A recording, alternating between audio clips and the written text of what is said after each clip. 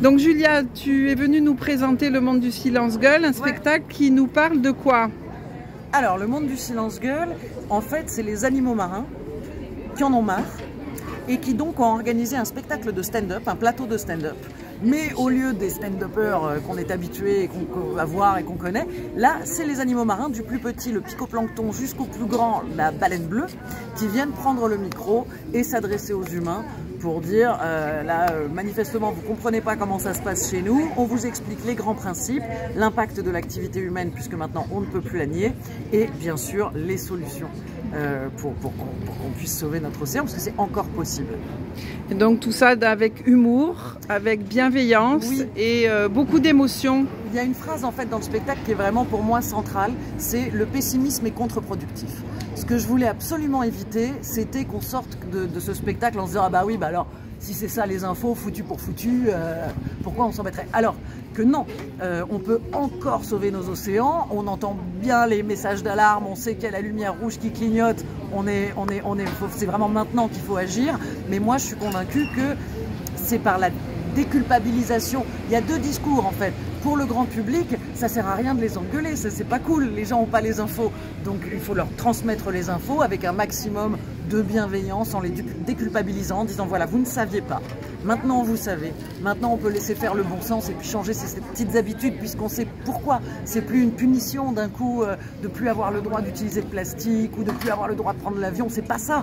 C'est qu'une fois qu'on t'a expliqué pourquoi et ce que ça provoque et qu'au final c'est un bien commun puisque c'est notre oxygène, notre eau potable, notre climat, voilà. Donc c'est de dire, on n'est pas là pour vous embêter, au contraire, on est là juste pour vous donner les petites infos sans vous prendre la tête et à partir du moment où on a les infos, toute personne avec un minimum de bon sens se dit « ah tiens, bon, faut peut-être que je fasse un petit peu gaffe, que je change 2-3 trucs ». Donc voilà, il y a ce premier discours-là. Après, parce que nous on s'adresse au grand public, après on relaye le message des associations de protection marine et éventuellement même d'un front beaucoup plus activiste pour s'adresser aux dirigeants, parce qu'on a besoin de législation, parce qu'on a besoin aujourd'hui de vraiment prendre en main au plus haut niveau la protection des océans. Et voilà, mais nous, on s'adresse d'abord au grand public, à ceux qui peut-être n'ont pas toutes les infos et qui du coup peuvent changer les habitudes si on les culpabilise pas, si on les engueule pas, si on leur dit juste regarde comme c'est beau et regarde comme c'est facile de le préserver. Et ce matin il y avait pas mal d'enfants dans la salle aussi qui ont beaucoup participé, qui ont beaucoup ri aussi et qui ont répondu au quiz avec succès. Oui.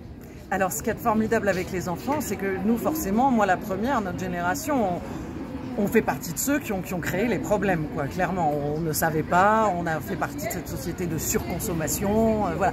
Les enfants, ils n'ont pas encore ça, leur bon sens et leur connexion à la nature, elle est encore complètement neuve, quoi. Et du coup, pour eux, c'est évident. Quand on leur explique les grands principes, mais après, et j'espère, je me dis, je crois, que les enfants éduquent formidablement bien leurs parents. Que quand un gamin rentre chez lui et il dit à partir de maintenant on mange plus de poissons toutes les semaines, on arrête d'utiliser du plastique, on va faire du recyclage, on va faire des trucs comme ça, je crois que ça touche profondément les parents et que les parents s'investissent du coup de l'engagement écologique de leurs petits. Et je trouve ça génial. En plus, voilà, c'est notre génération qui avons un petit peu, je le dis avec des guillemets pour pas être trop, mais on a un petit peu flingué leur futur. La moindre des choses, c'est qu'on leur donne les armes et les connaissances pour qu'ils puissent le reprendre en main et avancer dans la bonne direction, quoi. Et c'est ce que vous faites très bien avec le spectacle Le Monde du Silence-Gueule. Merci beaucoup, à très bientôt au Festival Lume Explore. Au revoir. Salut.